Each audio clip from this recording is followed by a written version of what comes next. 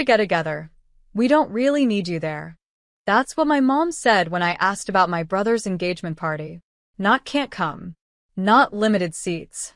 Just don't need you. I stared at my phone, the text glowing like a slap to the face. "My name is Emery Wren, I'm 28. And if you think you know how this ends, stay tuned. Because this isn't a story about missing a party.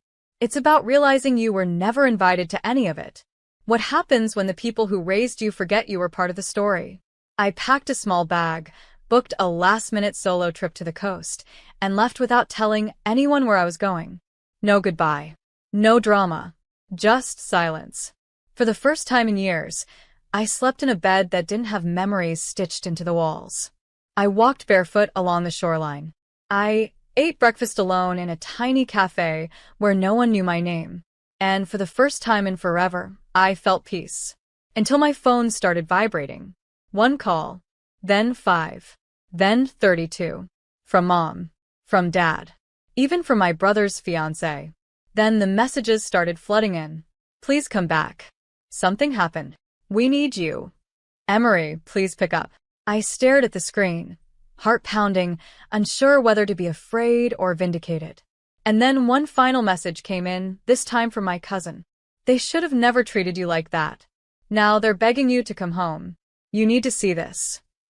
That's when I knew something went very wrong at the party I wasn't needed at.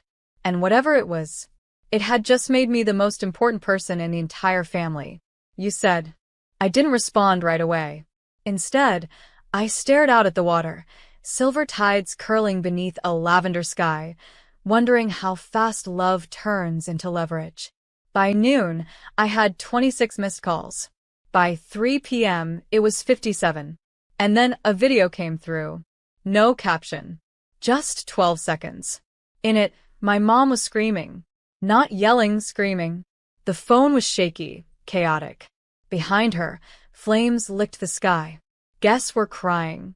My brother, Caleb, was bent over in a tux, throwing up beside a burning archway. My thumb hovered over the replay button. I knew that garden. It was the family estate, the one my parents kept saying they couldn't afford to maintain, right before they told me they were helping Caleb buy his second home. So the engagement party had been there. Big, lavish, full of sparkle. And it had gone up in flames. Literally. Still no explanation. Then came a voice memo from Dad, his voice rough like he'd aged 20 years in 10 hours. "Please. Just call me. We're all at the hospital. It's about your brother. And the police, they're asking for you." Police? What could I possibly have to do with this? Unless, my jaw tightened. I remembered what I'd done 2 weeks ago. A signature. A form. A quiet legal document I'd submitted online in the middle of the night. They didn't know. No one did, not yet. And if I was right, then something they relied on, something huge, wasn't in their name anymore. It was in mine. Suddenly, my quiet solo trip didn't feel like an escape. It felt like a countdown. And they weren't calling me back for comfort. They were calling because they just realized I was holding the fuse. "You said." By the time I pulled into the hospital parking lot, the sun had dipped beneath a haze of gray clouds. Inside, the waiting room looked like a funeral in slow motion. My mother, the woman who once told me I was too emotional for real family events, ran toward me like I was oxygen. "Oh, thank God," she sobbed. "Emery, we didn't know. We didn't know it was your name on the venue contract." There it was. The slip. The thing they were trying to avoid saying. I blinked at her, deadpan. "You mean the contract I paid for?" She faltered. Her lips trembled. I thought you were just helping with the paperwork. Because help is all I'm good for, right?" Behind us, a nurse called out for a Dr. Feynman. Voices echoed. Machines beeped. But I stayed locked on my mother's face. The panic, the calculation. It wasn't guilt. It was fear. Because the truth was this. The venue they used for the engagement party? It was mine. I bought it 6 months ago under an LLC. Quietly. Legally. They thought I was playing entrepreneur.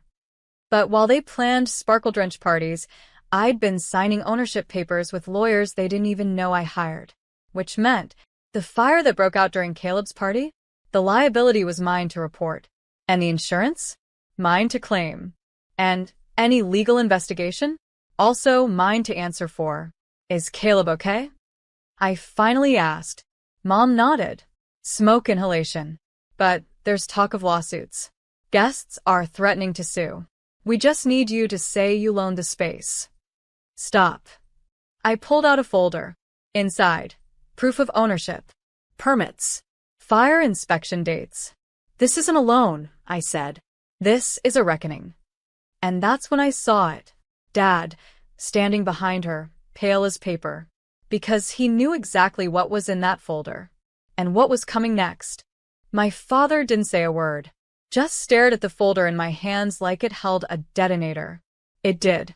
I sat down across from him, flipping the pages with deliberate silence. This, I said, tapping the permit copy, proves the venue is under my ownership as of 6 months ago. And this, I slid another paper across the table, is the invoice I sent your assistant 2 weeks before the party. Unpaid. He flinched. I thought we agreed you'd help cover. No. I cut in. You assumed I'd donate. Like always. Just like when you used my savings to float Caleb's first apartment. Or when Mom told the lawyer to remove my name from Grandma's estate. Or when Ezra borrowed my car and crashed it into a pole. I leaned forward. You've all mistaken my silence for generosity. Dad's hands curled.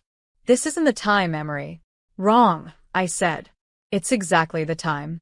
From my bag, I pulled the final envelope, sealed and stamped. Inside, a legal cease and desist notice. You will not use my property for any future events. You will not reference me, my business, or my name in relation to the incident.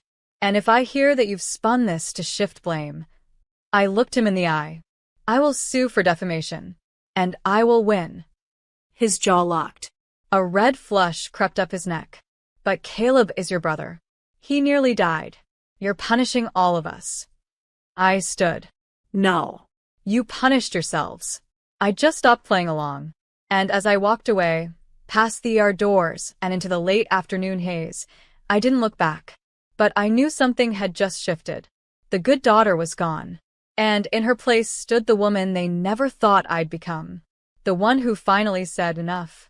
The fallout began faster than I expected. That evening, I got a text from Ezra. Really? You're turning this into a lawsuit? Wow. No hello. No how are you. Just entitlement in full bloom. I didn't reply. Because while they scrambled to play damage control, I had quietly hired a PR firm. Not to make a statement, but to prevent one. The venue's reputation needed shielding. My name needed a firewall. And most importantly, their narrative needed silencing. By the next morning, I received an email. Hi, Emery. This is to confirm the incident was caused by faulty wiring brought in by an outside vendor your family hired. You are not liable. Best. Venue insurance rep. My lungs released a breath I hadn't realized I was holding. That fire? That disaster? It was on them. Fully. And the cherry on top? The vendor they used had been referred by Caleb's fiancé, the same one who called me a bitter career woman last Christmas. Now they were scrambling to cover their legal costs, medical expenses, and PR crisis, all while discovering they were not covered under my insurance policy. Because they weren't listed. Because they didn't ask. Because they assumed. Again. 2 days later, my father showed up at the cafe I sometimes worked from. He didn't order anything. Didn't sit. Just stood across from my table and said quietly, We're not bad people, Emery. We were just celebrating Caleb. We didn't mean to hurt you. I looked up from my laptop. You didn't mean to hurt me, Dad. You just didn't care if you did. He didn't respond. And this time I didn't give him space to. Because there's a difference between burning bridges and building a fire to keep yourself warm. By Friday, I'd done something I never imagined. I reopened the restaurant. Not for business. Not for guests. But for me. I lit a single candle in the center of Table 7, the table I'd reserved for my family during the grand opening. The same one that stayed empty. I sat down with a plate of lemon pasta, a glass of wine, and silence that tasted like healing. The door stayed locked. The music was soft jazz, the air was warm, and every flicker of the candle reminded me. They missed this. Not me. They chose to prioritize Ezra's job title over my life stream. And now, Ezra was trending on local news, not for a promotion, but for possible negligence. Turns out, one of the guests he invited to the engagement party had posted an Instagram story mid-fire, tagging the vendor, joking about skipping permits. The video went viral. My lawyer said I could have taken advantage of it, flipped the narrative entirely. But I didn't. I didn't need revenge. I needed space. That weekend, I posted a quiet update on my business page. To everyone who's ever been overlooked, unseen, or erased, this place is for you. We're reopening next Friday. Soft music. Real food. No fake smiles. Come as you are. Emery. The post exploded. Comments. Shares. Emails. People telling me how they'd been the black sheep, the forgotten sibling, the backup friend. People telling me they'd be there.